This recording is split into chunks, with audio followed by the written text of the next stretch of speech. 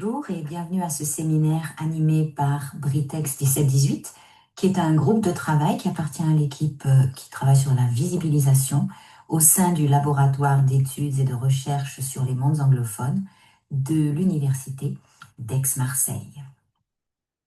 Aujourd'hui, nous allons avoir le plaisir de participer à la deuxième séance d'un cycle de séminaires qui se concentre sur le concept de visibilisation lié au scandale religieux. Nous avons eu au mois de janvier l'intervention d'Elena Guillemard avec moi-même, Laurence Luxterit, pour inaugurer ce cycle.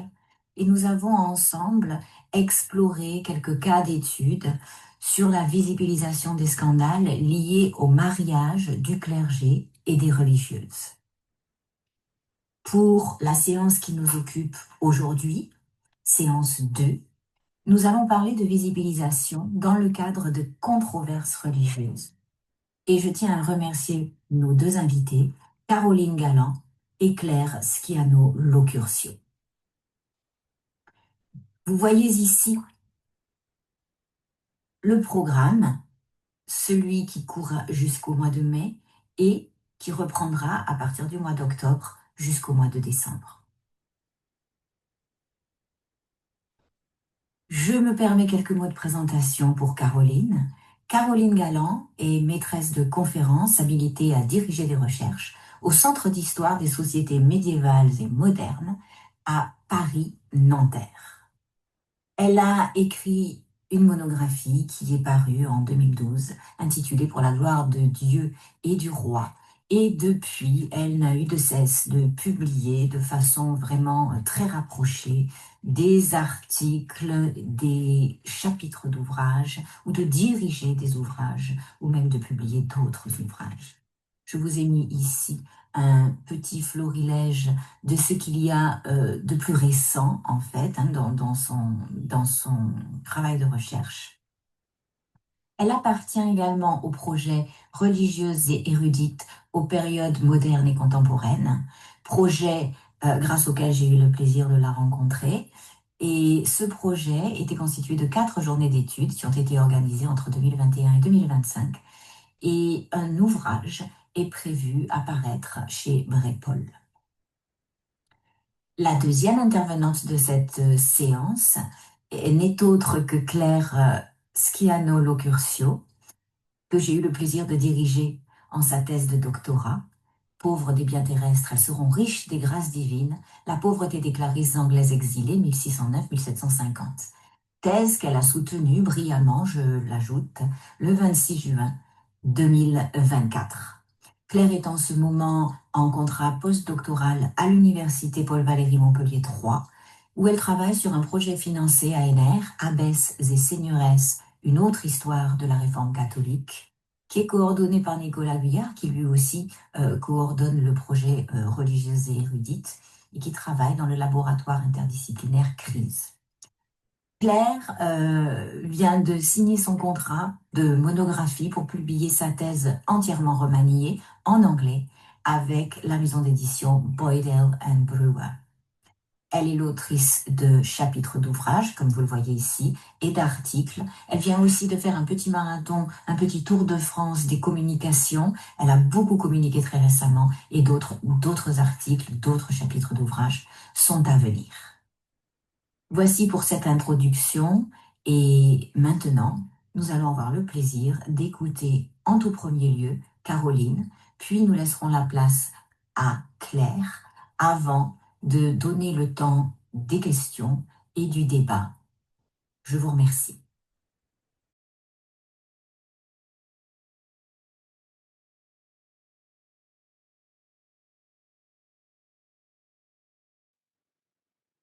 Caroline, à toi l'honneur. Merci Laurence. Alors je voudrais commencer cette séance par remercier Laurence pour son invitation et surtout peut-être pour ce cadre de discussion transdisciplinaire qui permet de croiser nos approches et nos objets de recherche et ça n'est pas si fréquent. Donc merci Laurence. Alors la première séance du séminaire a bien montré que les scandales religieux ne sont pas seulement des moments de rupture ou d'indignation, mais aussi, et peut-être surtout d'ailleurs, des opérations de visibilité. Autrement dit, le scandale constitue moins un fait qu'un dispositif au croisement de la publicité, du jugement moral et de l'exercice du pouvoir. C'est dans cette perspective que je voudrais revenir sur un épisode de l'histoire de la congrégation de Saint-Maur. Alors peut-être faut-il rappeler auparavant que les mauristes sont des religieux bénédictins qui appartiennent à un ordre fondé au début du XVIIe siècle, réputé pour son érudition, notamment historique, et pour ses liens étroits avec la monarchie. Ça, c'est un élément important à souligner pour comprendre les enjeux de l'affaire que je vais vous exposer aujourd'hui. Alors, de quelle affaire s'agit-il précisément ? En 1765, les religieux de la très célèbre abbaye Saint-Germain-des-Prés publient un texte intitulé « La requête au roi », qui provoque un véritable scandale dans le royaume de France et dont on entend l'écho même au-delà des frontières du royaume. Or, ce qui m'intéresse dans ce cas, c'est précisément ce qui fait scandale et qui n'est pas l'objet principal du texte. Car la requête au roi est avant tout un texte politique qui critique le gouvernement de la congrégation et propose des changements substantiels. Cette contestation des autorités de l'ordre n'est pas nouvelle et elle s'inscrit en réalité dans une séquence plus longue et j'y reviendrai. Pourtant, ce n'est pas la dimension politique du texte qui a retenu l'attention des contemporains et des historiens après eux. Ce qui fait scandale, ce sont des éléments plus secondaires développés dans le texte, à savoir toute une série de propositions pour adoucir les pratiques quotidiennes des religieux, qui touchent aussi bien à l'heure de l'office de nuit, aux vêtements ou encore au régime alimentaire. Ces adoucissements des observances régulières sont ce qu'on appelle, dans le langage des religieux de l'époque, les mitigations, du latin mitigare, adoucir, atténuer, calmer.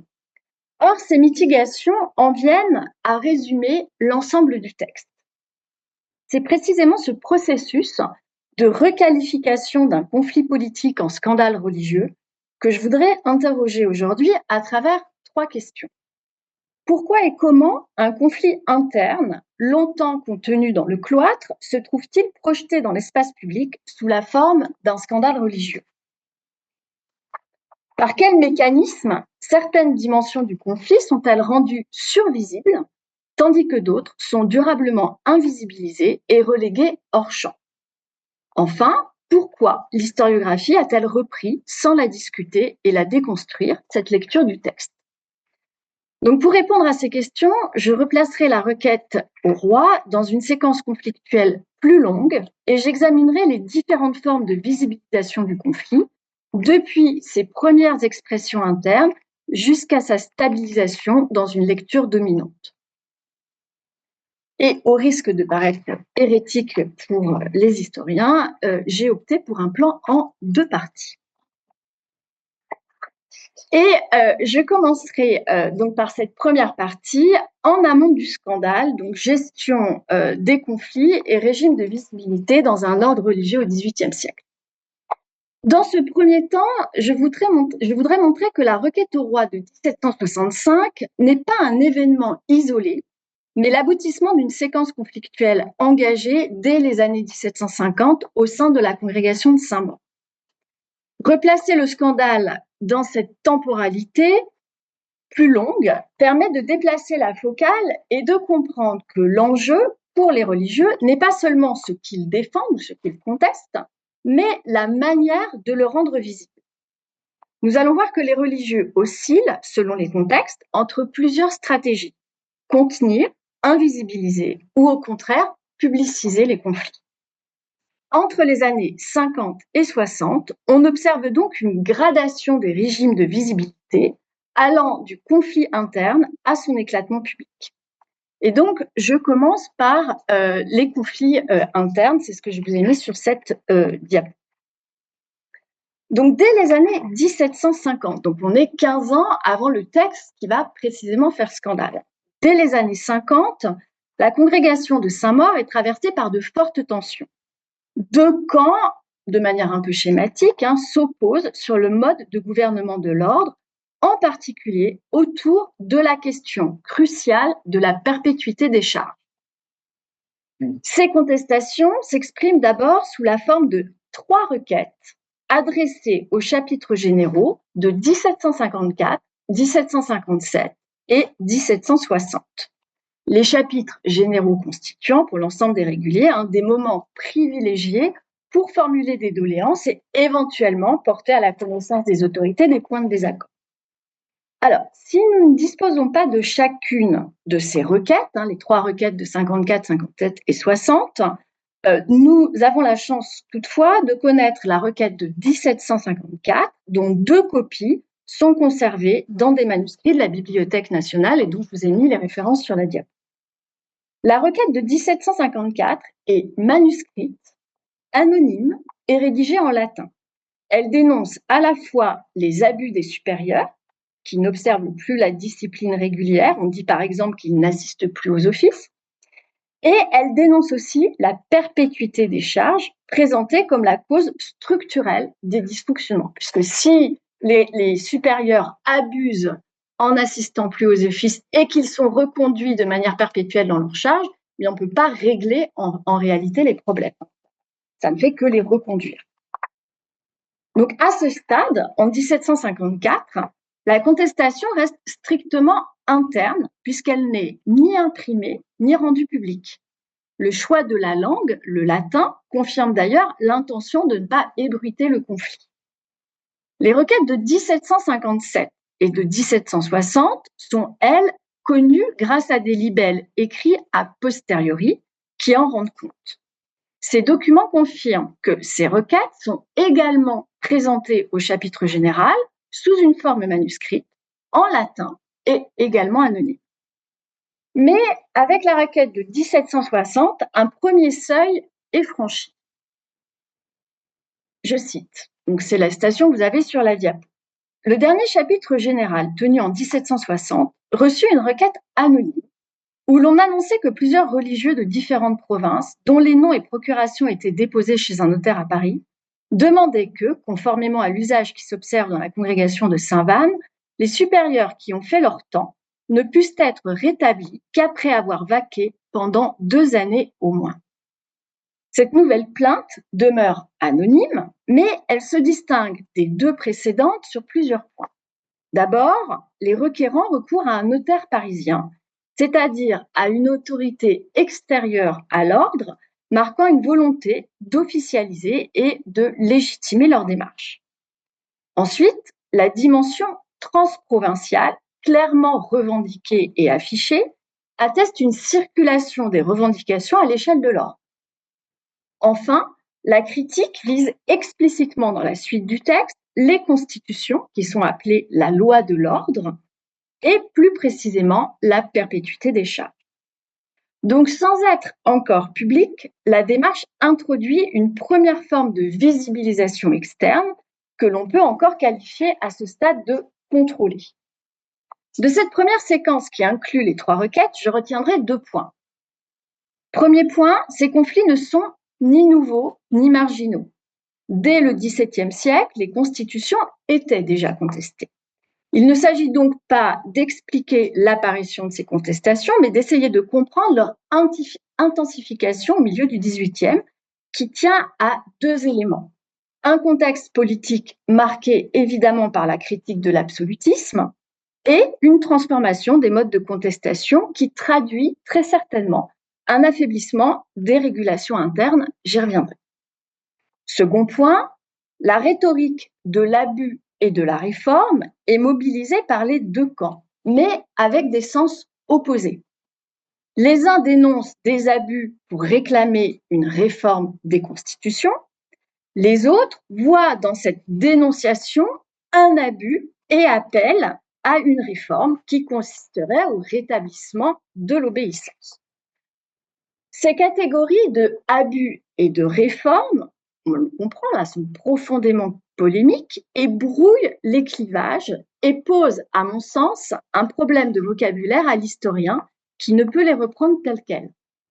Je propose donc de parler, dans le cas qui nous occupe, de révisionnistes pour les partisans d'une révision des constitutions et de conservateurs pour ceux qui en défendent le maintien en évitant autant que possible de reprendre les termes employés par les contemporains savoir les termes d'abus et de réforme. Deuxième étape, publiciser le conflit par la publication de libelles. Donc là, on est au début des années 1760. À partir de ce moment-là, la contestation évolue dans ses modalités de production et dans son contenu. Les révisionnistes publient, au sens propre du terme, leurs revendications, dont le caractère politique se précise de plus en plus. En effet, les oppositions au gouvernement de la congrégation de Saint-Maur et à ses lois prennent à ce moment-là une nouvelle dimension en devenant un débat qui dépasse les frontières de l'ordre. Ce processus de visibilisation du conflit passe par la publication d'une série de textes qui reviennent sur ces questions, tous anonymes, mais cette fois imprimés et écrits en français. Alors bien sûr, vous l'aurez compris, il existe une filiation évidente entre les requêtes manuscrites présentées au chapitre de 1754, 57 et 60 et ces libelles publiés au début des années 60. On peut donc supposer que l'absence de réaction des autorités de l'ordre aux plaintes itératives des religieux engendre la publicisation du conflit qui passe par la publication des doléances. Publier, c'est un moyen pour les religieux de se faire entendre au-delà de la congrégation. Publier, c'est littéralement en appeler à l'opinion publique. Alors, je ne vais pas revenir sur l'ensemble de ces libelles, mais peut-être dire un mot du premier qui est publié, intitulé, c'est la première référence que j'ai mise sur la diapo, « Lettre d'un religieux bénédictin de la congrégation de Saint-Maur à un magistrat sur la triennalité des supérieurs de cette congrégation ». Ce libelle anonyme dénonce les abus dans le gouvernement de l'ordre en concentrant la critique, vous le voyez dès le titre, sur la durée des charges, la perpétuité, et propose à la place le principe de la triennalité, c'est-à-dire qu'un supérieur peut détenir une charge pour 3 ans seulement. Ce libelle, publié sans permission, suscite rapidement toute une série de réponses, elles aussi rendues publiques, à l'exception de la première, à savoir la déclaration du supérieur général de la congrégation qui qualifie les lettres de textes calomnieux. Alors, elle n'est pas imprimée, cette déclaration, mais je l'ai quand même mise dans l'ensemble de ces textes parce que c'est précisément cette déclaration qui explique que l'auteur de la première lettre reprend la plume quelques mois après pour écrire une seconde lettre d'un religieux bénédictin dans lequel il reprend en réalité toute son argumentation. Et cette seconde lettre entraîne elle-même une réponse d'un magistrat, puisque le premier bénédictin s'adressait à un magistrat. Donc, on a une réponse d'un magistrat intitulée « Discours d'un de messieurs de grande chambre à la cour de Parlement » qui dénonce précisément la manière dont les mauristes rendent public un conflit interne. Ce qui est très intéressant, c'est que le magistrat, en réalité, ne discute pas le fond de l'affaire. Ce qu'il reproche aux mauristes, c'est de livrer à l'espace public une querelle qui, à son sens, devrait rester interne. Et je vous lis quand même la citation parce que je la trouve assez extraordinaire. « Mais répandre par la voie d'une impression furtive tant d'imposture, non seulement dans le sein même de la société religieuse, qu'elles attaquent, c'est-à-dire au sein de la congrégation, mais aussi chez tous les citoyens, quel excès, quelle fureur. » Et enfin, dernier texte, une condamnation du libelle qui prend la forme de 3 arrêts des parlements de Paris, de Bordeaux et de Toulouse. On voit bien ici comment le premier libelle provoque un effet d'engrenage entraînant la publication d'une constellation de textes. La visibilisation du conflit implique donc la transformation de celui-ci en polémique. En publiant ces libelles en septembre et en décembre 1762, l'idée du bénédictin est évidemment de donner un écho public aux enjeux du prochain chapitre qui doit se tenir en 1763. Donc la production de ces écrits constitue en ce sens une action qui doit pousser le chapitre à mettre la question de la durée des charges à l'ordre du jour. Mais face au refus persistant des autorités de l'ordre d'examiner les requêtes et d'ouvrir un espace de discussion en interne, les religieux contestataires changent de stratégie. Et on en vient à la troisième étape, à savoir recourir à la justice, une nouvelle visibilisation du conflit. Là, on est au milieu des années 1760. C'est le moment où les religieux contestataires s'engagent sur le terrain judiciaire en saisissant la justice royale par la procédure de l'appel comme d'abus. Alors, je ne vais pas entrer dans le détail de cette procédure à laquelle j'ai pourtant consacré un livre qui est passionnant, mais bon, je vous en fais grâce aujourd'hui. Il suffit de comprendre qu'il s'agit d'une procédure qui permet à des membres du clergé d'en appeler à la justice du roi quand ils contestent une décision qui émane d'une juridiction ecclésiastique. Donc concrètement, après le chapitre de 1763, les religieux n'ont pas obtenu gain de cause sur cette question de la perpétuité des charges et donc ils interjettent appel au Parlement de Toulouse, de Bordeaux et de Paris. On a donc une offensive qui est coordonnée, transprovinciale et qui se développe sur plusieurs fronts. Sans surprise, ces appels portent sur la contestation des constitutions de l'ordre qui sont présentées comme contraires à la règle de Saint-Benoît, attentatoires aux droits des conventuels. Les conventuels, ce sont les simples religieux qui, précisément, n'ont pas de charge à l'intérieur de la congrégation. Bref, les constitutions sont à l'origine, si l'on en croit les contestataires, d'un gouvernement qualifié de despotique, un mot très tendance au XVIIIe siècle qu'on retrouve très souvent sous la plume des révisionnistes. Alors, je n'entre pas dans le détail de ces appels judiciaires. Ce qui m'intéresse ici, ce sont plutôt les effets de la judiciarisation en termes de visibilité. J'en soulignerai trois principaux. D'abord, l'entrée en scène d'acteurs extérieurs, à savoir les magistrats des cours souveraines et les avocats, qui rendent le conflit lisible et arbitrable dans l'espace judiciaire.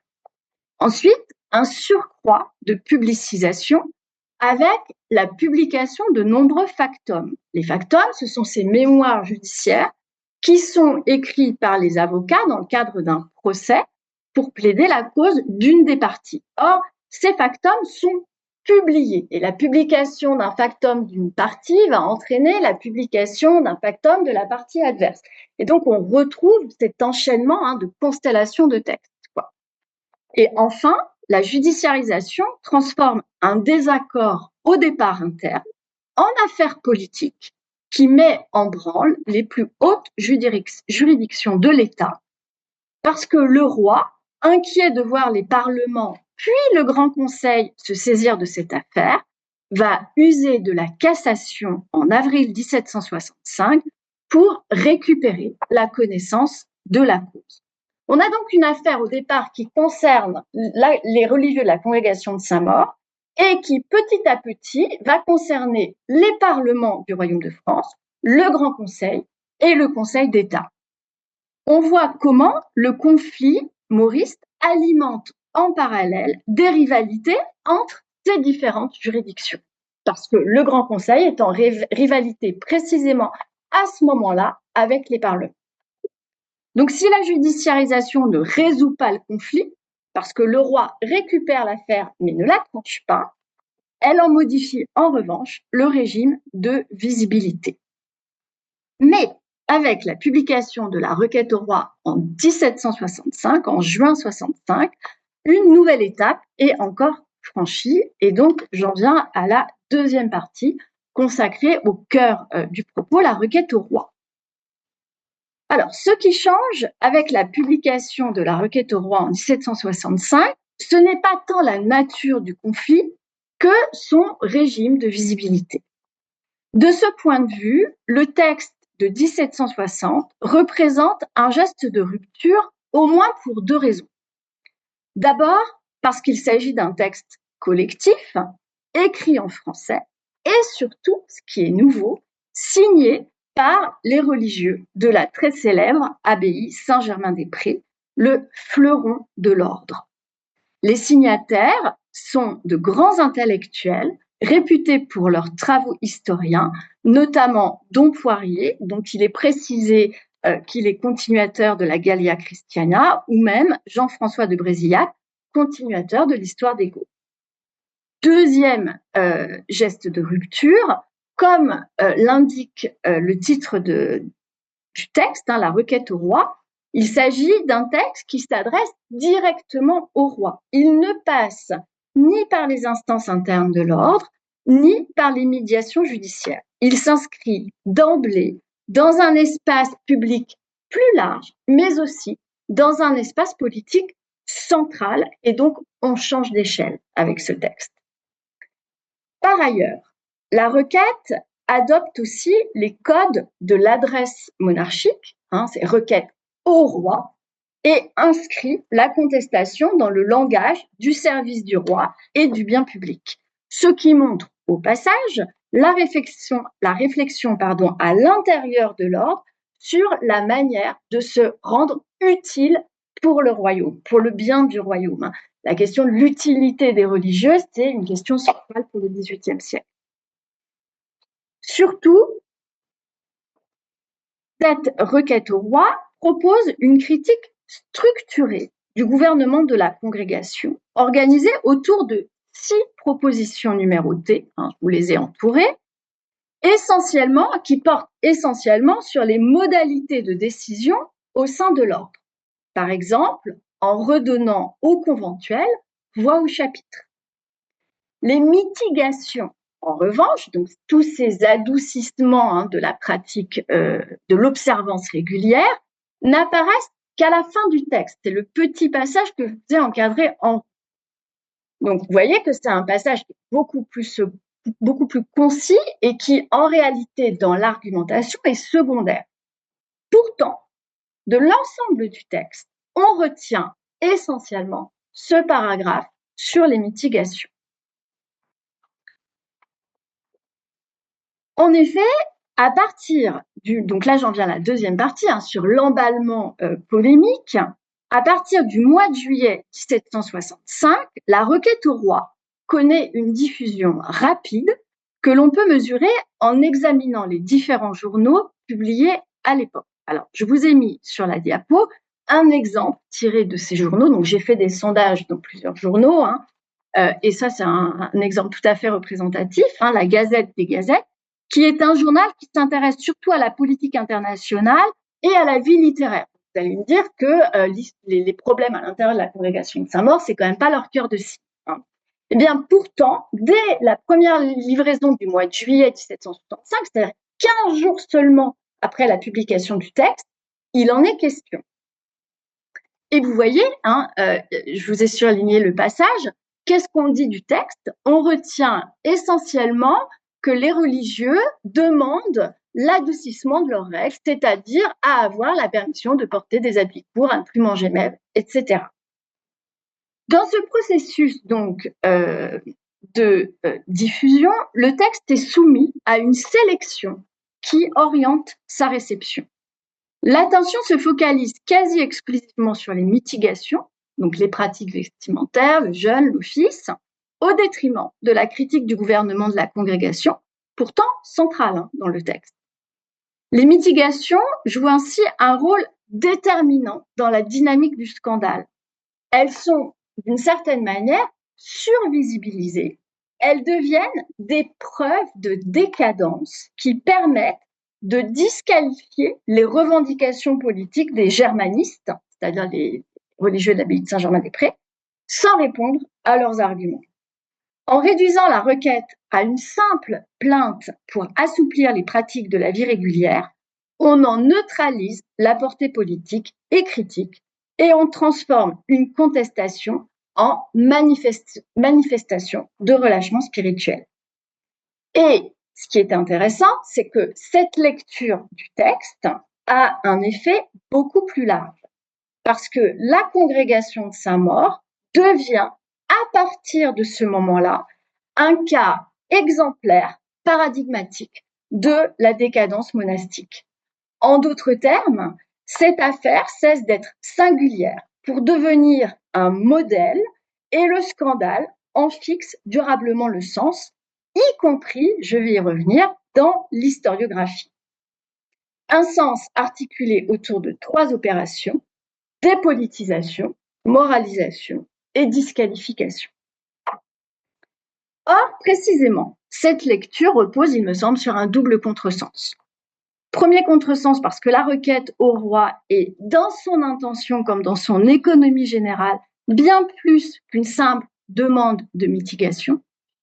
Et second contresens parce que les mitigations en elles-mêmes ne sont pas une preuve de décadence, mais plutôt une redéfinition par les germanistes de l'éthos régulier. Et j'en viens à la dernière sous-partie, je suis dans les temps. Donc, gérer et figer le scandale de la réponse monarchique à la reprise historiographique. Donc, cette requête au roi, vous l'avez compris avec les extraits de journaux, c'est un texte qui va se diffuser extrêmement rapidement à l'intérieur du royaume, à l'intérieur de l'ordre évidemment d'abord, mais aussi à l'intérieur du royaume et au-delà. Et on assiste donc à une sorte d'emballement polémique, et évidemment, cet emballement pousse les autorités à réagir, que ce soit les autorités de l'ordre, mais aussi la monarchie. La réponse monarchique prend la forme d'une condamnation rapide, accompagnée de mesures disciplinaires et de contrôle destinées à rétablir l'ordre au sein de la congrégation. Donc, en gros, en travaillant sur la correspondance, notamment du secrétaire d'État de la Maison du Roi, j'ai pu montrer comment, en fait, le roi donnait des ordres à son secrétaire d'État de la Maison du Roi, qui répercutait les ordres au supérieur général de la congrégation et qui demandait en gros de rétablir l'ordre à l'intérieur de la congrégation, notamment en déplaçant les religieux les plus contestataires et en les mettant le plus loin possible de Paris, bien évidemment. Donc l'objectif de la monarchie est clair: mettre fin à la polémique, reprendre la main sur une affaire qui, en devenant publique, fait scandale. Cette intervention s'inscrit dans une logique que je qualifierais d'assez classique de gestion du scandale par l'État royal au XVIIIe siècle, qui vise à en réduire la visibilité en refermant le débat par le recours à la fameuse loi du silence. Cette tentative d'invisibilisation produit cependant un effet paradoxal, puisque en intervenant officiellement, le pouvoir royal confirme en réalité la gravité de l'affaire et lui confère une légitimité nouvelle. Surtout, il entérine une lecture orientée du scandale, centrée sur l'idée de décadence. L'intervention des autorités impose, c'est l'idée que j'essaye de développer, une vraie lecture en fait, orientée du scandale. Les mitigations sont présentées par la monarchie comme des preuves, le conflit interne est réduit à un symptôme et la réforme apparaît comme une solution évidente. On a donc une lecture par la monarchie et par les autorités de l'ordre qui fige le sens de l'affaire et qui en efface en quelque sorte la complexité initiale. Or, et c'est là que ça devient intéressant, c'est ce cadre de lecture que l'historiographie a très longtemps repris. Et c'est ce que je vous ai mis sur cette diapo. Donc ça, ce sont tous les historiens qui ont évoqué cette affaire et qui ont repris en réalité cette grille de lecture en expliquant que ce texte était vraiment un témoignage paradigmatique de la décadence des religieux de la deuxième moitié du XVIIIe siècle. En adoptant le point de vue des autorités, l'historiographie a d'une certaine manière reconduit le vocabulaire de la décadence et lu la requête comme le signe d'un processus de dégradation sans interroger la dynamique polémique qui avait rendu cette lecture possible. La visibilisation produite par le scandale est alors acceptée par les contemporains, mais par les historiens après eux, comme un fait et non comme le résultat d'une construction discursive. Ce qui reste largement invisible, ce sont précisément les conditions de production de cette visibilité. La surexposition des mitigations et l'invisibilisation corrélative du conflit politique interne à la congrégation. En ce sens, la gestion du scandale ne se contente pas d'y mettre un terme, elle en fixe durablement le sens jusqu'à orienter les lectures historiennes ultérieures. Alors pour conclure, je voudrais dégager 2 traits saillants de ce scandale mauriste de 1765 qui me semblent éclairer plus largement les dynamiques de visibilisation des scandales religieux à l'époque moderne. Le premier tient à la sélection de ce qui est visible, du visible opéré par le scandale. Ce qui devient central dans l'espace public, ce ne sont pas les enjeux politiques du conflit, mais les demandes d'adoucissement de la règle, c'est-à-dire des pratiques concrètes de la vie régulière, peut-être plus lisibles pour le public. Cette focalisation repose sur le choix d'objets immédiatement lisibles, faciles à juger et à condamner. Le scandale ne rend donc pas visible le conflit dans sa complexité, il en isole certains éléments et les érige en preuve au prix d'une réduction du sens de l'affaire et surtout d'une certaine forme de dépolitisation. Le second trait concerne la reprise de cette lecture par les contemporains, puis par l'historiographie, c'est-à-dire la fixation de cette lecture dans le temps. L'intervention monarchique, pourtant destinée à éteindre la polémique, contribue paradoxalement à figer le scandale dans une interprétation dominante, rapidement reprise par l'historiographie. Ce processus montre que la gestion du scandale ne se limite pas à son contrôle immédiat, elle en fixe durablement les cadres d'intelligibilité. La survisibilisation des mitigations dans ce cas et l'invisibilisation corrélative du conflit politique interne deviennent des évidences historiographiques rarement interrogées comme telles. À travers cet épisode, le scandale apparaît donc moins comme un moment de rupture que comme un dispositif de fabrication du sens dont les effets excèdent largement le temps de la polémique. En ce sens, s'intéresser à la visibilisation des scandales religieux, c'est aussi interroger les conditions de possibilité et peut-être plus encore les angles morts de nos propres lectures historiennes. Je vous remercie. Merci.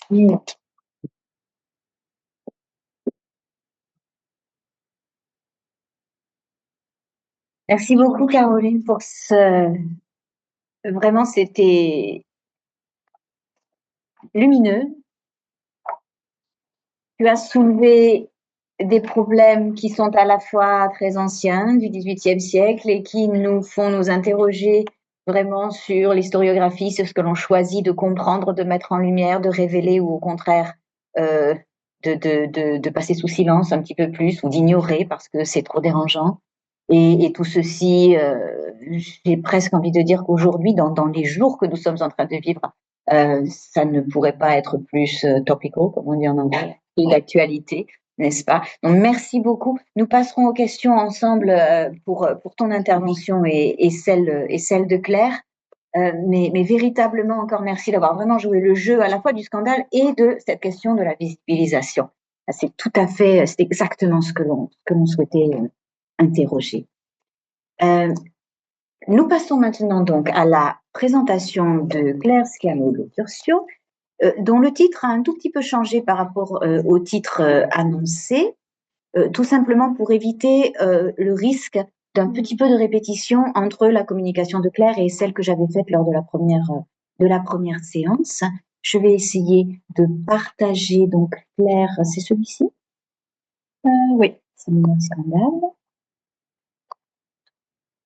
Voici, et si tout fonctionne, nous devrions.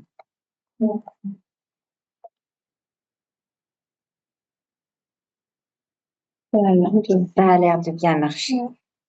Donc, Claire, écrire le scandale, stratégie narrative et gestion du conflit dans les chroniques des clarisses anglaises au XVIIe siècle. Nous faisons un petit retour dans le temps.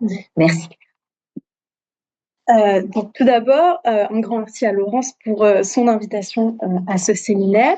Donc, comme le suggère le titre de ma présentation, il sera aujourd'hui question évidemment de scandale et de scandale dans les couvents de clarisses anglaises exilées sur le continent au XVIIe siècle.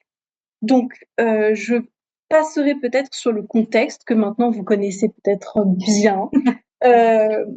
pour le resituer vraiment très très brièvement, la dissolution des monastères en Angleterre en 1536, donc par le monarque Henri VIII, donc force près de 2000 religieuses à se réintégrer donc dans une société ne concevant pas que les femmes puissent évoluer en dehors du foyer familial. Et donc ces 2000 religieuses se retrouvent avec seulement 2 options dans le cadre de leur réinsertion. La sécularisation par le mariage notamment, ou en retournant auprès de leur famille, ou l'exil, et c'est ça qui nous intéresse aujourd'hui, dans des monastères continentaux installés dans le nord de la France.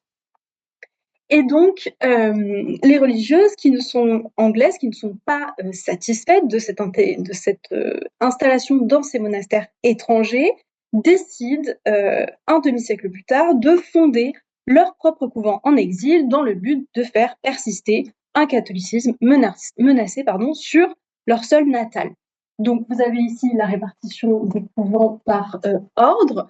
Donc, ce sont des couvents qui ont la particularité d'être fondés par des religieuses anglaises et pour des religieuses anglaises. Parmi ces couvents, donc ces 21 couvents, on retrouve 4 couvents donc, de Clarisses anglaises. Et aujourd'hui, nous nous intéresserons particulièrement au couvent de Gravelines, qui est la maison mère fondée en 1609, et au couvent de Rouen, qui est la dernière fondation des Clarisses en 1634.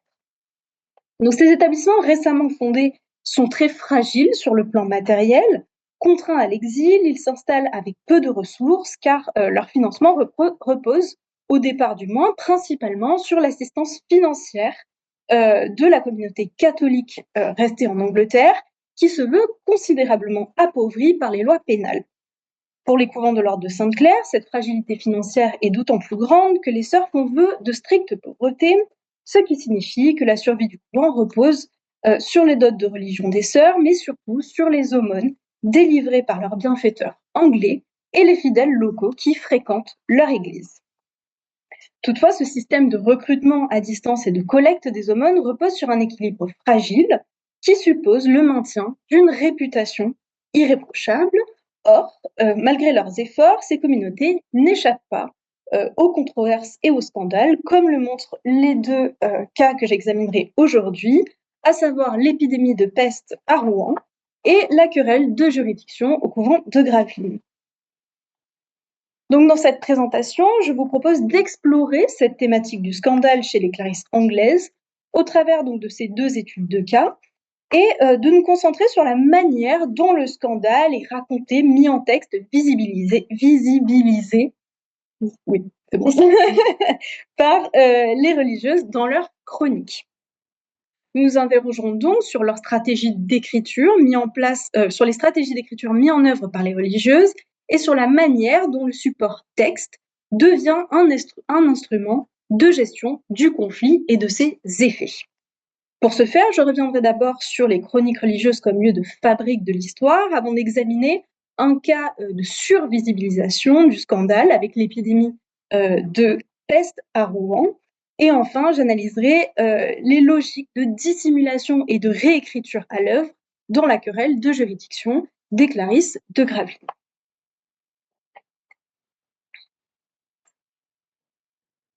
Donc, pour mettre en récit leur histoire, les religieuses rédigent des chroniques. Pour les Clarisses anglaises, sur les 4 établissements, seulement 2 nous sont parvenus.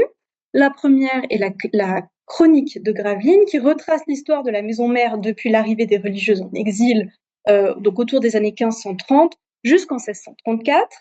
Et le second document est les chroniques des Clarisses anglaises de Rouen, qui se compose de 3 volumes et qui couvrent une période beaucoup plus étendue, depuis leur fondation en 1634 jusqu'au milieu du XIXe siècle, donc bien après leur retour en Angleterre.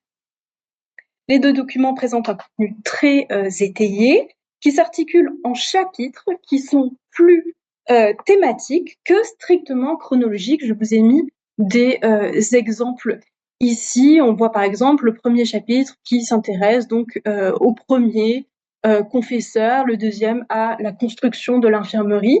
Donc ici, on voit bien qu'on est sur des chapitres qui sont thématiques et pas simplement des chapitres qui sont classés par année, comme on peut parfois le voir dans d'autres chroniques. Toutefois, malgré la profusion de détails qu'elles contiennent, ces chroniques ne livrent que très peu d'informations sur leur contexte de production.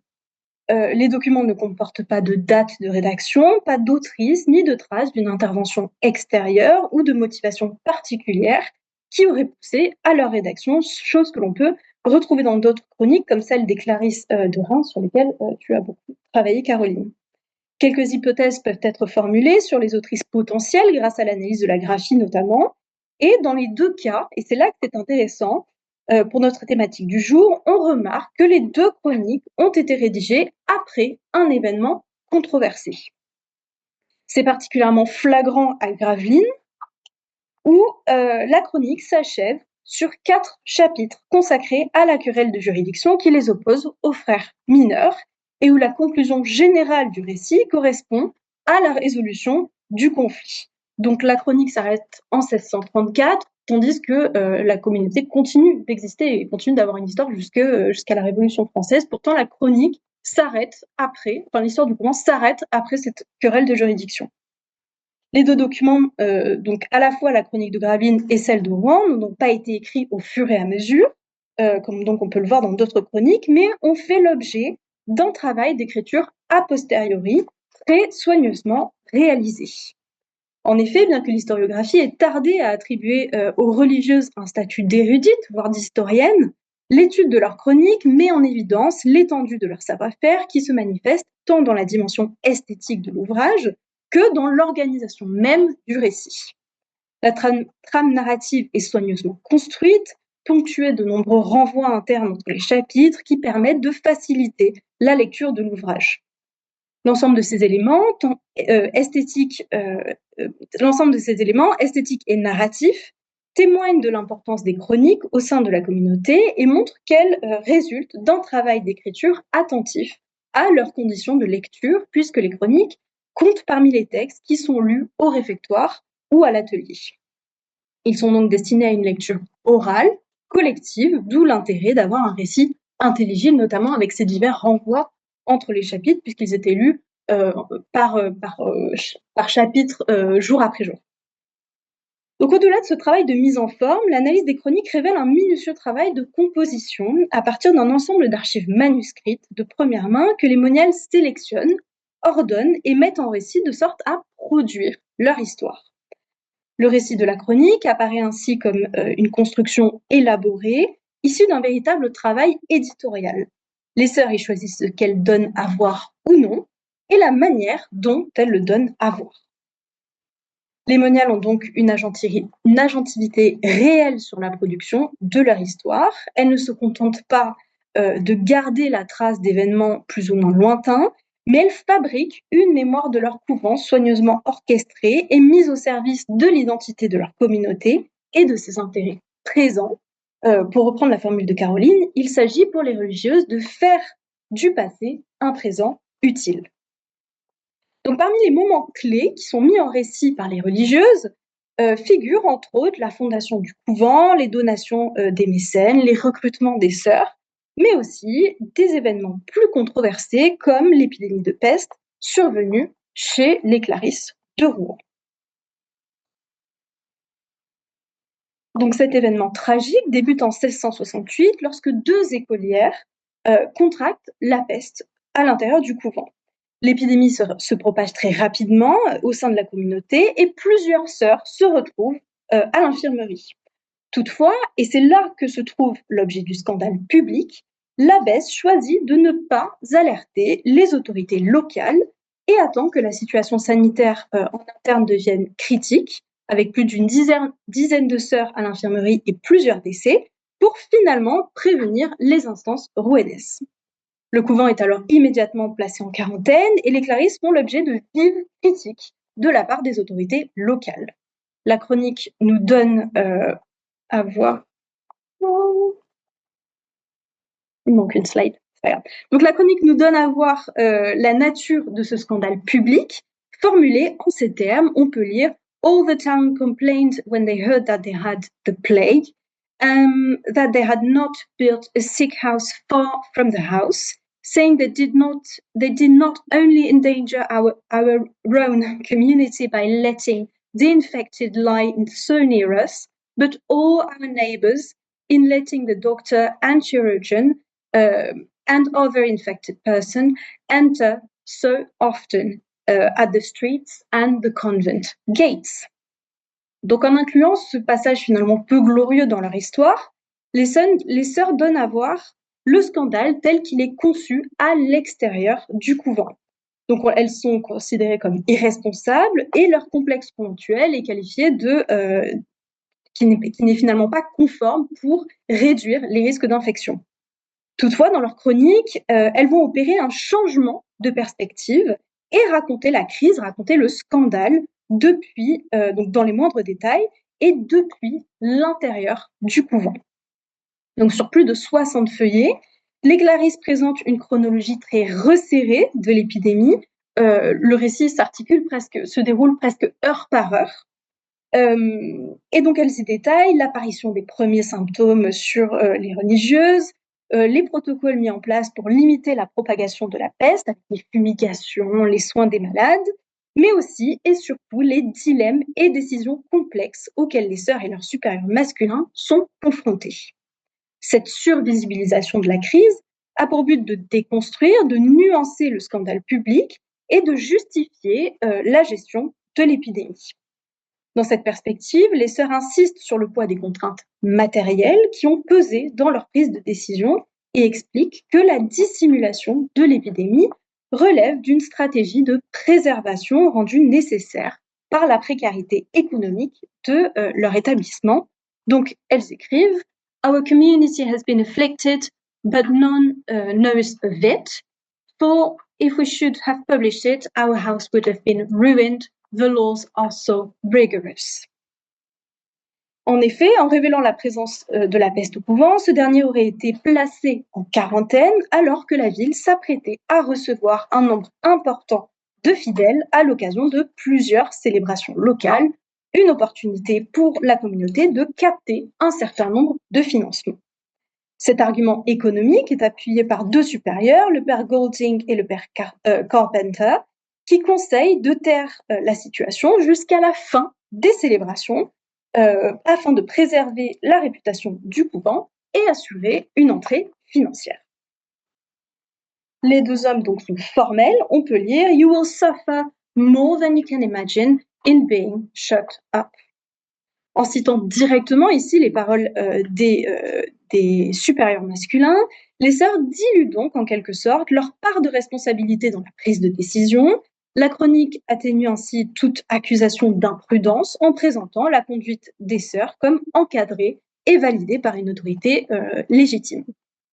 Toutefois, si la chronique souligne les impératifs matériels qui orientent leurs décisions, elle donne également à voir le coût émotionnel de la crise.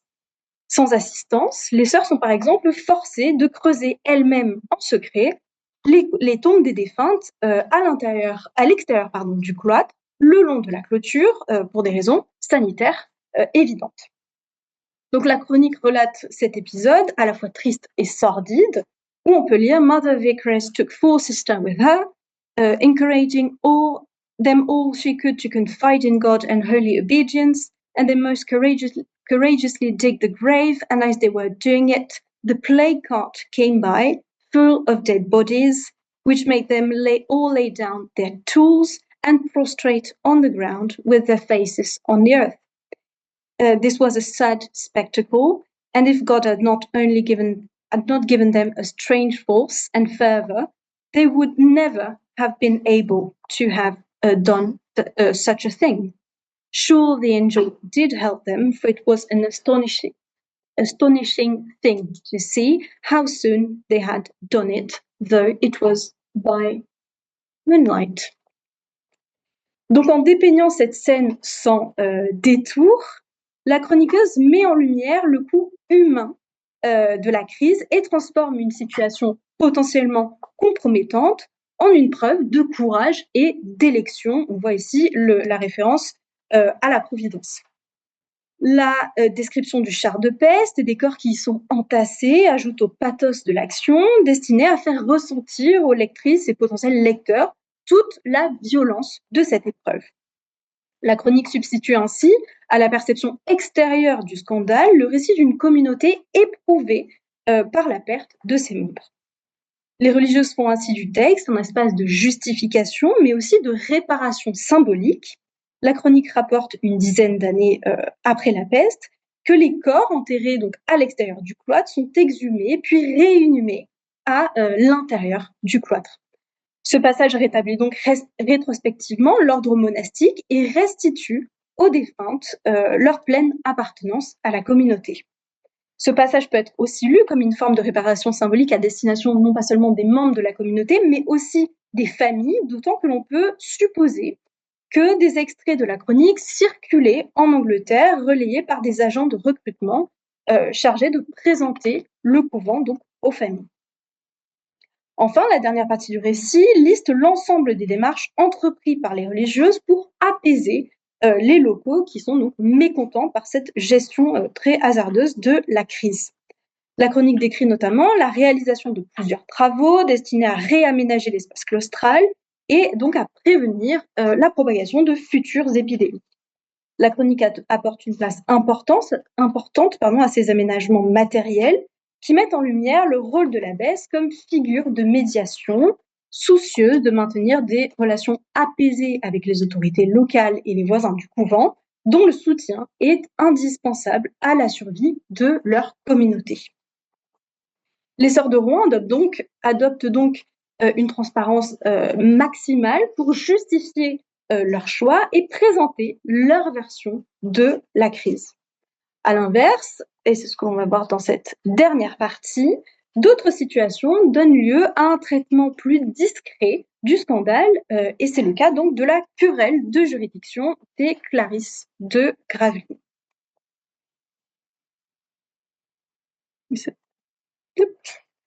Donc, lors de leur installation à Gravelines, les Clarisses sont soumises à plusieurs contraintes, dont une en particulier. Il est exigé qu'elles soient placées sous la juridiction de l'évêque local.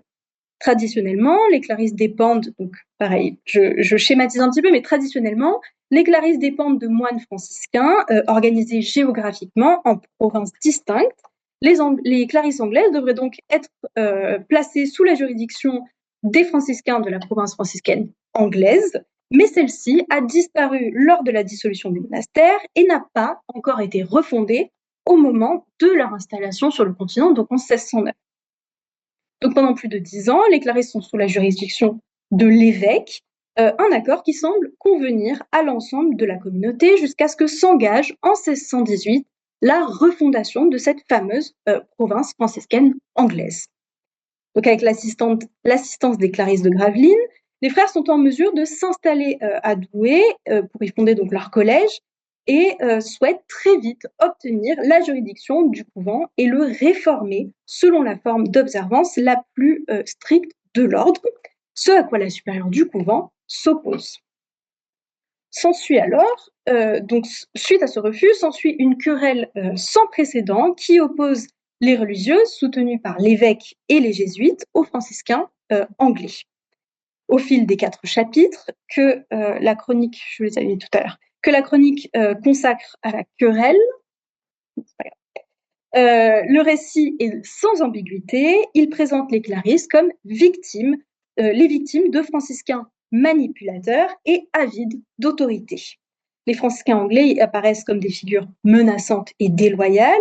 Ils sont qualifiés, donc je cite en français, d'oiseaux qui finiraient par leur arracher les yeux. Et on voit l'utilisation à plusieurs reprises de l'adjectif evil. Donc la chronique s'attarde longuement sur la diabolisation des frères et sur les manœuvres que ces derniers entreprennent pour faire valoir leur juridiction. Donc on note quelques passages marquants, notamment la déposition forcée de l'abbesse en place, donc l'abbesse Elizabeth Tildesley, les tentatives des franciscains d'espionner dans la clôture des religieuses, ou encore le siège du couvent par, je cite, une armée de frères. Donc la chronique attire l'attention sur les comportements scandaleux des franciscains. Toutefois, le véritable scandale de cette affaire, celui qui ternira durablement la réputation du couvent, se trouve ailleurs. Donc pour en saisir la nature, il faut regarder non pas dans la chronique, mais plutôt du côté des sources administratives conservées à Rome, dans lesquelles on retrouve un appel au pape rédigé par des sœurs souhaitant accepter la juridiction des frères et donc la réforme. Et il s'avère que le nombre de supportrices du projet franciscain est quasiment égal à celui des sœurs désirant demeurer sous la juridiction de l'évêque. Donc on comprend dès lors que le nous, le oui, qui est mobilisé au fil du texte, est un nous qui est exclusif et qui renvoie à un collectif qui est en réalité à la fois fragmenté et fragmentaire. Donc si la chronique met en lumière les affrontements extérieurs entre les groupes masculins et souligne la détermination de l'abbesse à faire valoir la position de sa communauté, elle dissimule entièrement ou quasi entièrement l'état de désunion réel des sœurs autour de cette question de supervision. Je dis quasi entièrement car il est tout de même précisé à la toute fin du récit, lorsque s'amorce la résolution du conflit en 1629, grâce à l'intervention presque désespérée du pape, que celles qui désirent vivre sous la juridiction franciscaine sont invitées à quitter Gravelines pour fonder un nouveau couvent à Aire-sur-la-Lys. Donc, on peut lire ici que cette scission se fait donc en plusieurs phases et non sans animosité. On peut lire "Yet there was still some remaining in the house, not fully satisfied, which caused some little difference among them. The Pope's nuncio had order from Rome to make them a visit and remove all that they were not satisfied with the present government, but adhere to the friar and send them with the rest to the rest, which he did, and the house remained in its ancient peace and happiness." Donc le passage ici qui apparaît vraiment à la toute fin des 4 chapitres qui détaillent ce conflit, suggère donc des tensions ici qui ne sont pas explicitées de manière très claire. On dirait que le différent apparaît vraiment à la fin, tandis que rien ne fait mention dans le cœur de la querelle que ces religieuses avaient essayé d'appeler déjà au pape, et donc qu'une querelle finalement administrative s'était déjà entamée bien en amont. Donc l'analyse de ces sources administratives nous permet de rendre compte d'une situation bien plus complexe que celle qui est dépeinte et de saisir tout le potentiel de la chronique comme un instrument de réécriture du scandale que les sœurs transforment de façon presque poétique en une expérience formatrice. En guise de conclusion de la querelle et donc de la chronique dans son entier, on peut lire Thus Gravelines now begins anew to bud full fresh blossoms after a sharp winter, which being past the spring begins again to appear. All sorrows laid aside and they follow their rule and are more wise than ever. Outre cette réécriture du scandale lui-même, il semblerait que les sœurs de Gravelines aient pensé l'ensemble du récit de la chronique comme une réponse à cette controverse qui a entaché durablement sa réputation auprès des locaux, mais aussi auprès des familles anglaises, puisque dans le sillage de cette querelle, les recrutements on observe une chute drastique des recrutements dans les années qui suivent donc cette controverse. Donc l'histoire du couvent, donc dans la chronique, se construit en réalité pour Gravelines autour de ces chapitres dédiés au scandale.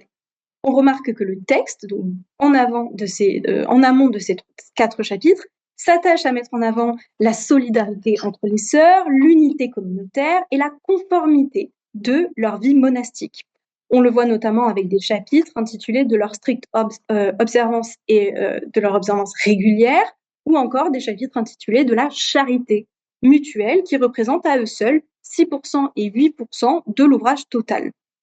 De plus, la chronique donne à lire une communauté qui est unifiée et relègue au second plan les trajectoires individuelles. Lorsqu'une religieuse, seulement 2 dans la chronique, fait l'objet d'un chapitre en particulier, c'est avant tout pour mettre en lumière son rôle dans le maintien de la cohésion communautaire.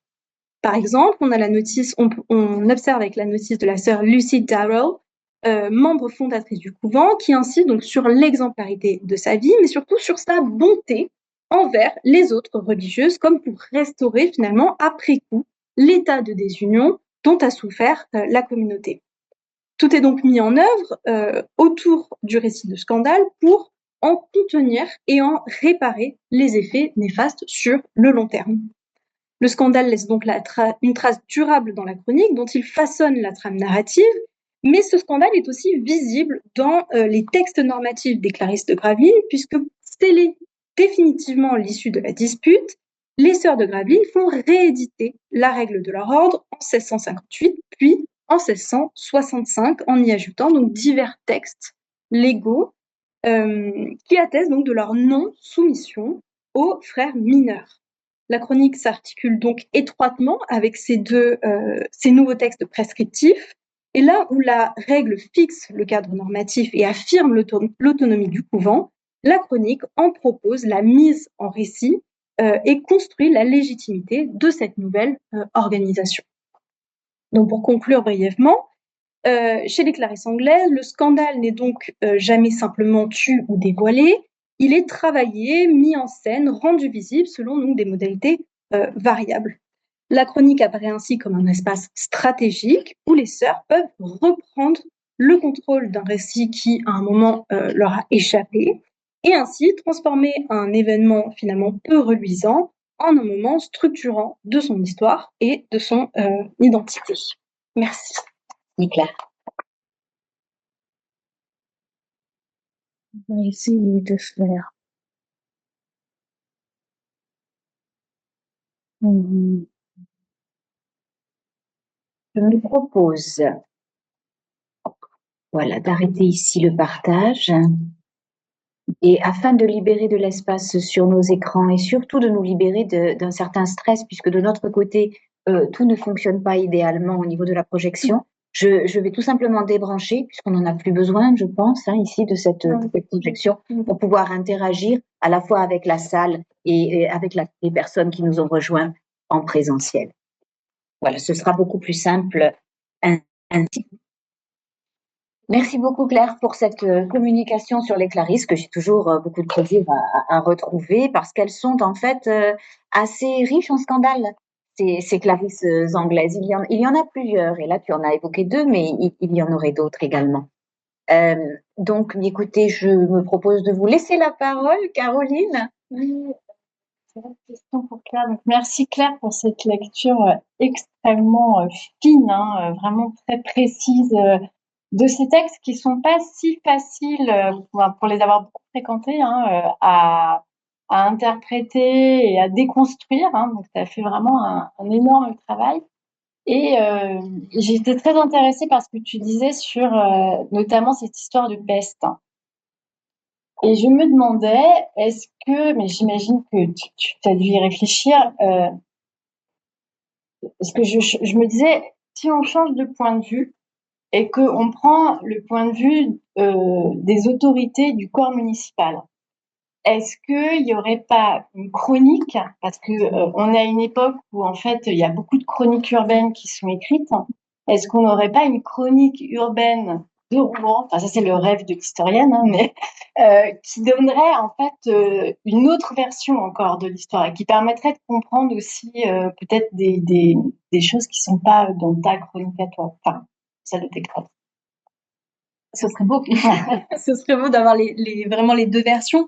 Je n'ai pas trouvé de chronique à part sur le récit global en fait de la peste, parce que finalement elle est au couvent, mais elle se propage partout. La crainte des Clarisses est que on les accuse d'avoir ramené la peste dans la ville via leurs écolières, donc qui circulent entre l'Angleterre et la France. Mais j'ai pas trouvé forcément en tout cas qui viendrait avec un niveau de détail similaire raconter ce scandale et et parler particulièrement des Clarisses. Mais elles, dans leur récit, incluent ce passage où en fait elles disent exactement finalement ce qu'on leur reproche. Donc elles donnent quand même à voir une partie, en tout cas, de ce à quoi ressemble la nature du scandale public. Et il n'y a pas de sanction concrètement? Non.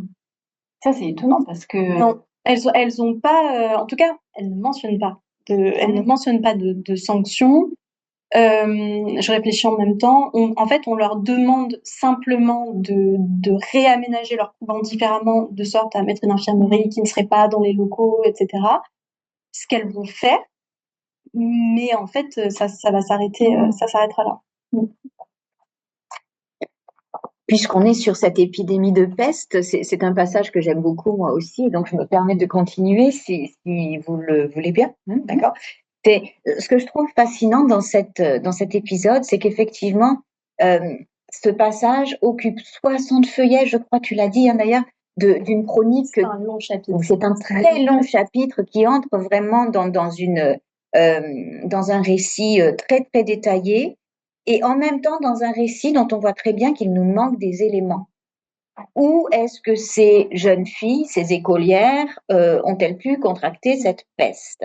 Quel était le contexte de la ville à ce moment-là? On comprend qu'il y avait la peste, puisqu'il y a le char, etc., et qui ramasse les morts sur lesquels les corps sont entassés, etc. Donc on comprend qu'on est dans un contexte de crise sanitaire. Et on comprend aussi pourquoi elles cachent le fait que leurs écolières ont contracté la peste, c'est-à-dire qu'en fermant tout contact, vu qu'elles vivent dans une pauvreté stricte, elles seraient sans ressources aucune.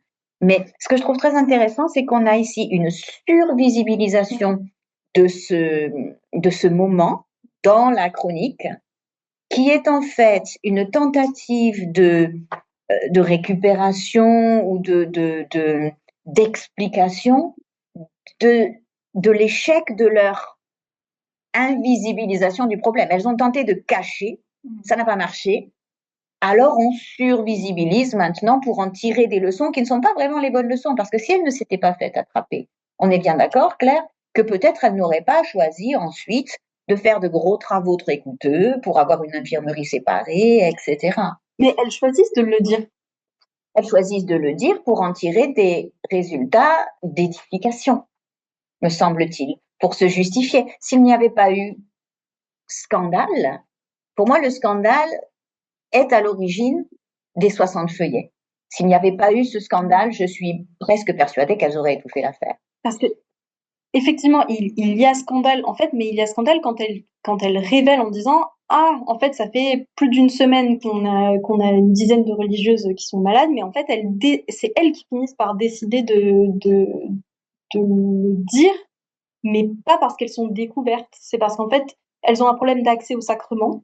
Bien sûr. Et donc, en fait, elles se retrouvent un peu bloquées au bout d'un moment, et donc, en fait, elles se disent, bon, on va le dire, et les célébrations sont passées, donc elles ont pu faire les offices comme elles voulaient le faire, et avoir le public qu'elles désiraient, donc les aumônes sûrement aussi qu'elles désiraient. Et donc, à ce moment-là, elles décident de révéler. Et donc là, en fait, quand ils se rendent compte de l'état sanitaire du couvent, à ce moment-là, le scandale se trouve en fait ici. On se rend compte que ça fait un moment qu'elles l'ont pas dit. C'est ce que je voulais dire. Ah oui, pardon. Non, mais c'est pas grave du tout.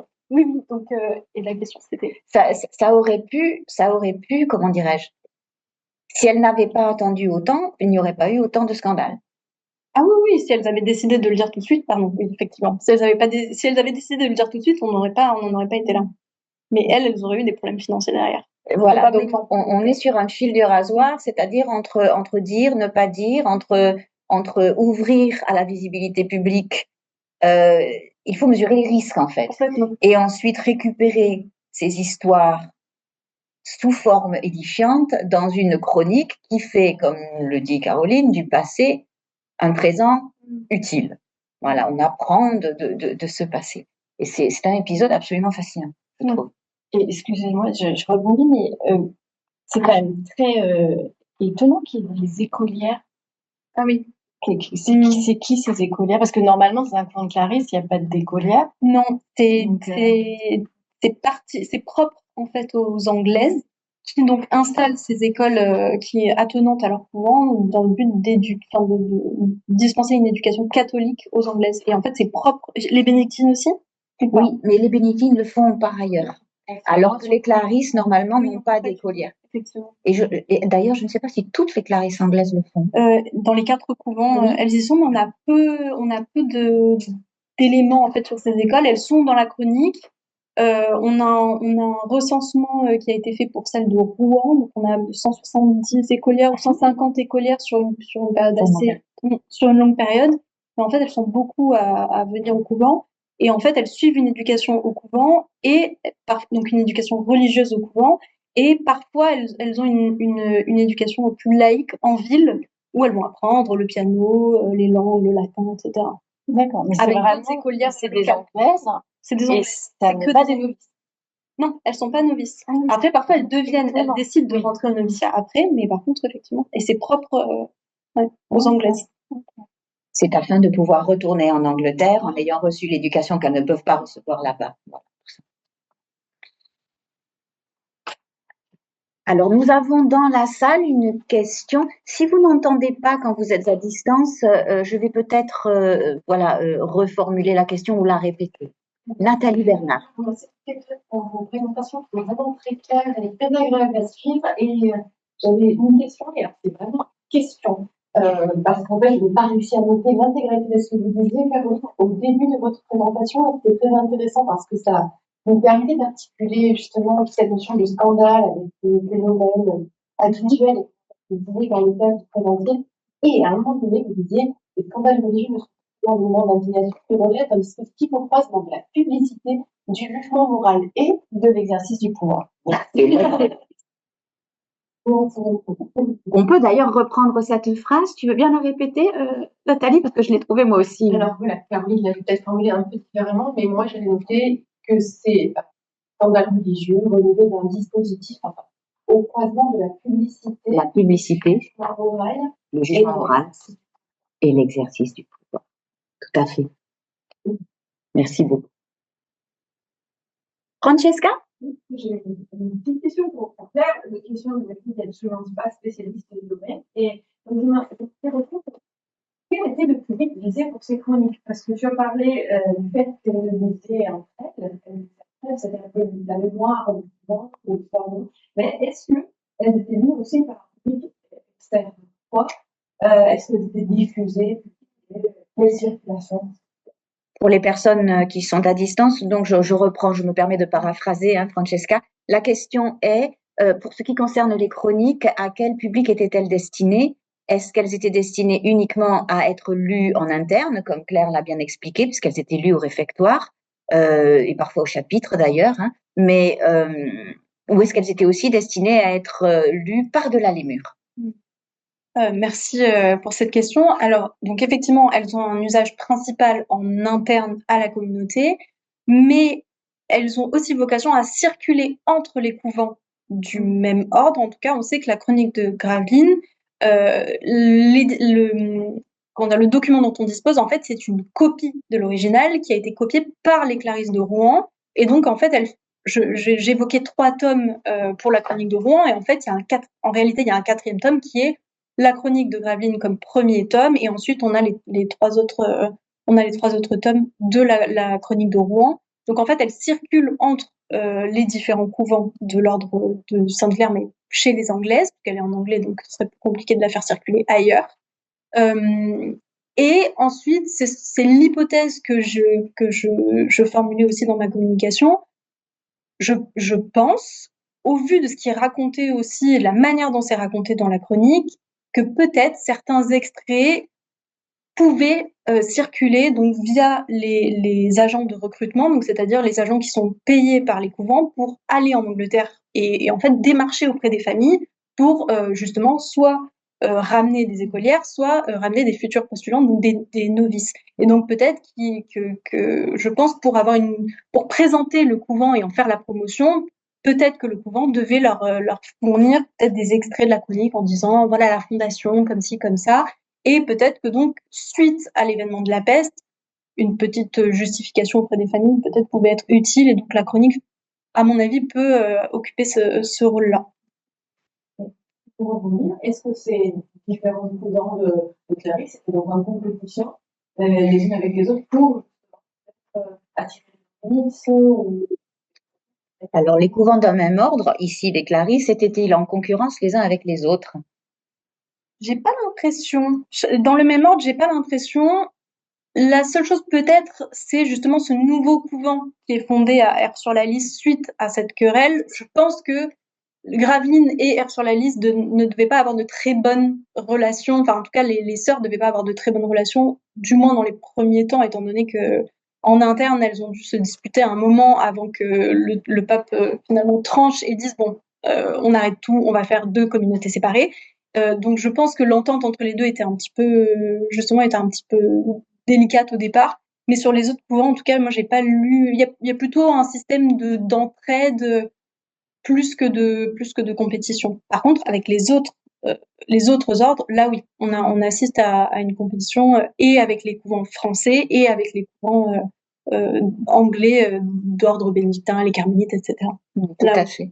Et dans le même ordre, parfois, en fait, on assiste surtout à une sorte de complémentarité qui n'est pas nécessairement tout à fait sereine, hein, parce qu'il y a des conflits. Mais par exemple, on peut avoir le couvent d'un ordre installé à tel endroit qui sera très très fortement impliqué dans une spiritualité influencée par les jésuites, par exemple, et d'autres du même ordre installés dans un autre lieu feront au contraire plus, on va dire, tireront un petit peu plus vers le mysticisme et donc des écoles de spiritualité un petit peu différentes, ou alors des juridictions différentes, comme le disait Claire. Certaines veulent être sous l'évêque, d'autres veulent s'associer aux frères. Voilà, c'est ce genre de choses. Mais donc, du coup, ça peut être complémentaire, aussi peut-être un peu de concurrence, mais il y a aussi beaucoup d'entraide. Par contre, l'entraide est moins soulignée entre les couvents de différents ordres, même si quand même parfois si les clarisses sont en difficulté, elles vont faire appel aux bénédictines qui vont leur prêter l'asile, etc. Ça arrive aussi. Mais c'est les Françaises. C'est les Françaises, c'est ça. Nous avons une question de Marie-Elisabeth. Oui, merci beaucoup et bonjour à toutes et à tous. Je suis ravie de pouvoir vous entendre. Je ne sais pas si vous entendez bien. Alors, nous, on vous entend bien, Marie-Elisabeth, mais par contre, vu que j'ai débranché, je crois que c'est pour cela. Voilà. Que vous m'entendez. Allons-y. Vous m'entendez? Alors là, on ne vous entend plus du tout. C'est encore pire. Oui. Ah oui, il faut allumer le projecteur. C'est son et image. C'est son et image, il fait son et image, d'accord. Là, ça devrait marcher peut-être. Essayons à nouveau. Oui, alors vous m'entendez? Toujours. Sinon, mais avec... Oui, non, ça va faire un effet d'écho.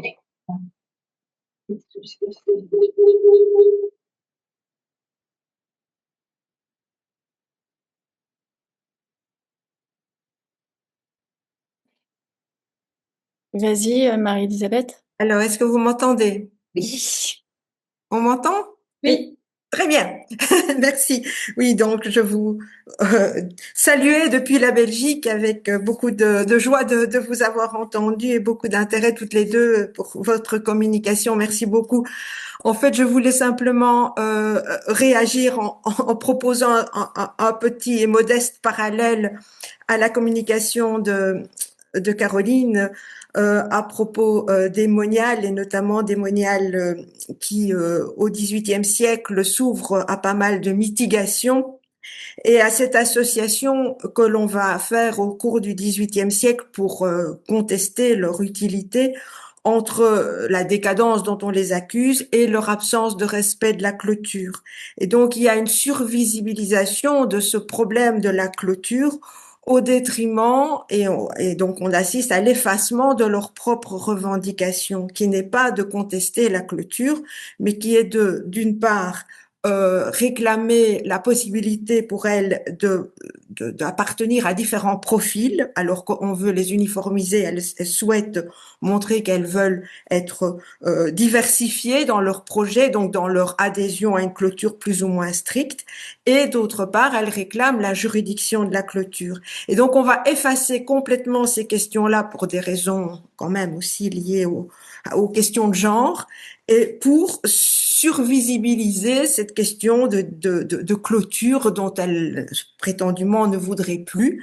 Et on va voir ce glissement dans l'interprétation et la déviance finalement, la transformation et la récupération du conflit. On voit que à la fois les autorités vont modifier tout cela pour effacer leurs revendications, et dans l'historiographie, on retrouvera la même chose, une survisibilisation aussi de cet abandon de la clôture qui expliquerait finalement la désintégration de la vie religieuse.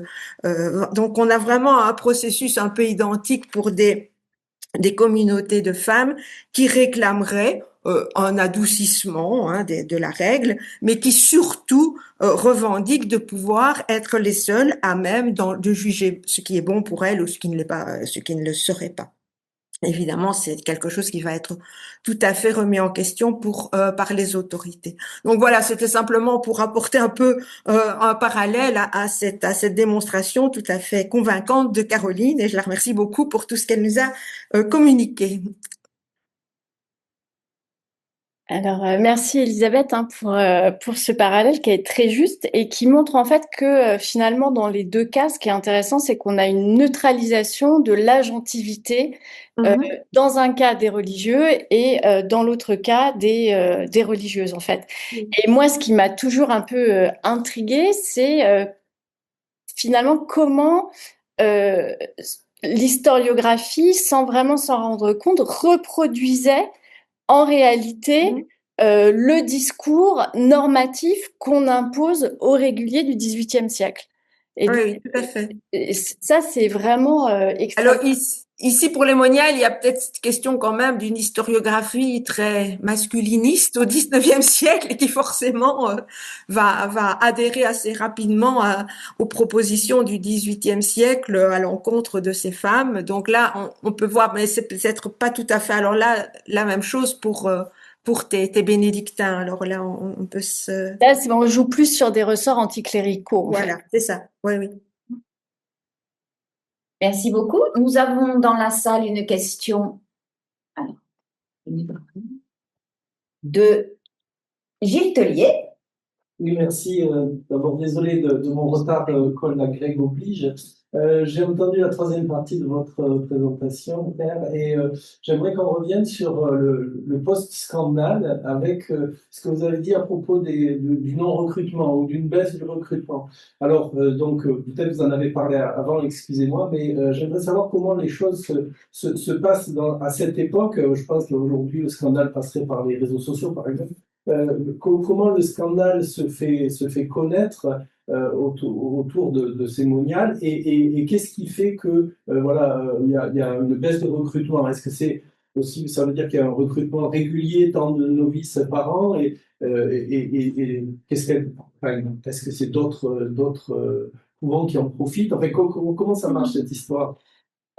Donc pour le recrutement, on n'est pas sur un recrutement avec un quota de recrues par an. Ça dépend pour les Anglaises beaucoup du contexte politique et des possibilités de circuler entre l'Angleterre et le continent. Donc on voit selon les événements politiques en Angleterre parfois des chutes de recrutement parce qu'en fait les circulations sont beaucoup plus compliquées entre le continent et l'Angleterre. En fait, là où le scandale, en fait, c'est pas dit ouvertement dans la chronique que cette querelle de juridiction fait baisser les recrutements, mais en fait, quand on regarde les chiffres, on voit que les chiffres baissent. Donc cette querelle, elle dure quand même sur 4 ans, donc c'est quand même un temps assez long.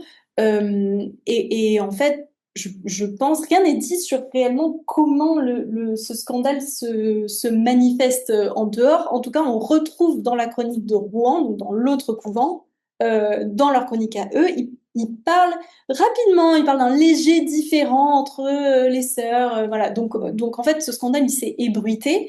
Et il me semble, chez les bénédictines, elles en parlent aussi chez les bénédictines. Donc, en fait, les ordres entre eux ont eu connaissance de la querelle. Donc, je pense que c'est là où la chronique, on voit que la stratégie de dissimulation du scandale est assez efficace, parce qu'en fait, rien ne dit réellement que les sœurs se sont déchirées réellement en interne, mais on s'en doute que c'était le cas, étant donné que le scandale s'est propagé jusque dans des congrégations, dans des couvents à Bruxelles, donc quand même beaucoup plus loin. Parce que le recrutement se fait dans le grand public, j'imagine, en fait. Ce sont des familles qui vont... Voilà, le recrutement se fait donc auprès des familles. Je parlais des agents de recrutement tout à l'heure. Et donc, effectivement, en fait, ce qui est reproché au couvent suite à ce scandale, c'est finalement une observance qui serait relâchée. Et puis, les parents n'auraient pas envie, en fait, d'aller envoyer leur fille dans un couvent qui se dispute et qui ne fait pas, qui n'a pas de cohésion communautaire et qui n'arrive pas à s'entendre. En fait, c'est ça qui est reproché aux sœurs dans ce scandale-là. Donc l'information circulait bien quand même sans les réseaux sociaux. Oui, l'information circulait très bien. On n'a pas de... C'est pas comme à Bruxelles avec la controverse de Bruxelles où le scandale a été quand même, j'ai l'impression, plus médiatisé en dehors. Si tu me lances sur Non, ce mais- sujet, si Non, tu mais- veux, je peux juste te dire un tout petit mot parce que là où les deux se rencontrent, donc les agents de recrutement, ce sont souvent les missionnaires qui travaillent parfois en tant que confesseurs au sein des couvents et puis ensuite qui repartent en mission.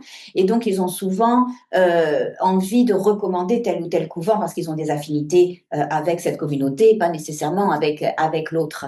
Et ce qui est très intéressant, c'est que cette querelle dont parle Claire, en fait, on sait assez peu de choses. Leur effort d'étouffement de cette affaire a été fructueux et on pourrait presque croire finalement que ça n'était pas si grave que ça. Sauf que quand on regarde les chiffres, on voit bien que ça devait être connu, puisque justement c'est au même moment, à moins que ce soit vraiment une coïncidence, mais c'est au même moment que les chiffres s'effondrent pour ce qui concerne les recrutements.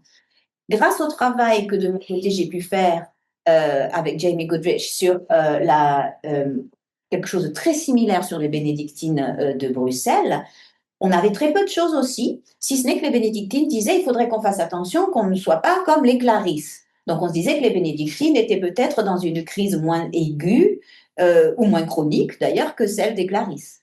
Et puis on a gratté. Et on a gratté un peu plus, et on est allé dans les archives de l'archevêché, et là, des milliers de feuillets, des lettres adressées par les parents de ces jeunes femmes à ces jeunes femmes cloîtrées en leur disant maintenant il faut que vous arrêtiez, que vous vous mettiez d'accord. Mais elles, que nenni, elles se sont adressées aux autorités locales, elles se sont adressées au roi, elles se sont adressées aux nonces, elles se sont adressées au pape. Et c'est ce que tu disais, au fur et à mesure, on passe du manuscrit à la publication, on change de rhétorique, on change de public, et le scandale devient beaucoup plus public. Et ce qu'on finit par comprendre, c'est que tout le monde le sait. Mais que si vous lisez les chroniques, on ne s'en rendrait pas compte. Il n'y a que très peu de choses là-dessus. Je pense que c'est peut-être pareil pour tes Clarisse. Ou peut-être que si on trouvait les sources, il y aurait d'autres choses. Je me permets de mettre sous tension l'ordinateur dont la batterie est en train de s'épuiser, un peu comme nous en fin de semestre. Non, ça ne va pas fonctionner. C'est hop. Donc, qu'est-ce qu'on est en vacances?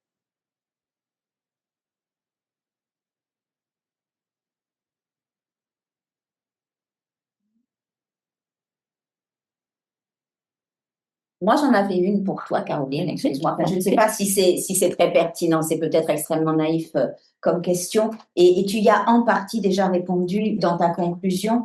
Quand tu nous montrais dans l'historiographie qui reproduit les travers, en fait, de la controverse, celles qui ont été publiées, et j'ai remarqué que 2 d'entre eux sont eux-mêmes des frères. Donc, j'ai dont Pierre Angers et dont Yves Chaussy, qui reproduisent étrangement donc ce travers, ce biais, on va dire. Est-ce que tu penses que c'est peut-être parce qu'il est plus facile de reprocher, de parler de ces mitigations, etc., parce que c'est quand même un petit peu plus léger peut-être, que de vraiment se plonger dans les soucis de gouvernement, les enjeux politiques qui sont plus structurels également? Oui, c'est une très bonne question. Je pense qu'en fait, il y a eu une construction de l'historiographie à partir post-Révolution française qui a eu tendance à dépolitiser l'histoire des réguliers, en fait. Et pour moi, il y a une vraie entreprise de dépolitisation. Et tout ce que j'essaye de faire dans mes travaux, c'est justement de montrer que ce qui caractérise les réguliers au XVIIIe siècle, c'est un double processus qui tient à la politisation des questions religieuses, mais aussi à la démocratisation des questions religieuses. C'est-à-dire que ça arrive très vite dans l'espace public et tout le monde s'en saisit. Et ce que j'ai montré dans mes travaux sur la commission des réguliers récemment, c'est exactement ça. Je dis, les réguliers deviennent au XVIIIe siècle une affaire d'État, comme les jansénistes avant eux, en fait. Et l'historiographie a quand même, enfin, je trouve, alors plus aujourd'hui, hein, mais a quand même eu tendance à vraiment dépolitiser la question, quoi. Comme si il fallait séparer les questions religieuses et les questions politiques d'un côté. Je pense que c'est un héritage de la Révolution française, enfin de la post-révolution justement. Et je pense que ce qui caractérise le XVIIIe siècle, c'est précisément l'interpénétration des sphères politiques et religieuses, en fait. Merci beaucoup, Caroline.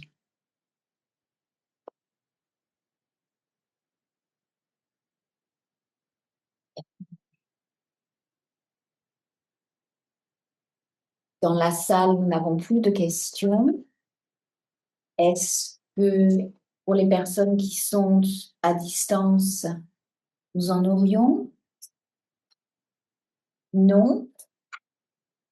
Auquel cas, nous pouvons, avec grand plaisir, remercier à nouveau nos deux communicantes. Merci beaucoup.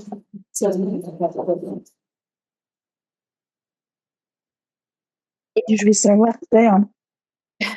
Je me permets simplement, avant de vous quitter, de faire un petit appel à la fois discret et à peine marqué pour vous rappeler que la prochaine séance sera voilà, elle viendra très rapidement après celle-ci, puisque celle-ci avait été déplacée, et elle sera en anglais et tout à distance, puisque nous entendrons Jamie Goodrich, qui est à Wayne State University, donc aux États-Unis, et Emily Murphy, qui travaille avec elle à l'université de York, sur la fameuse querelle des bénédictines anglaises que nous avons évoquée très rapidement. Donc, j'aurai grand plaisir à vous retrouver le 18 mai, si vous le pouvez. Je vous remercie et je vous souhaite une bonne fin d'après-midi. Merci beaucoup.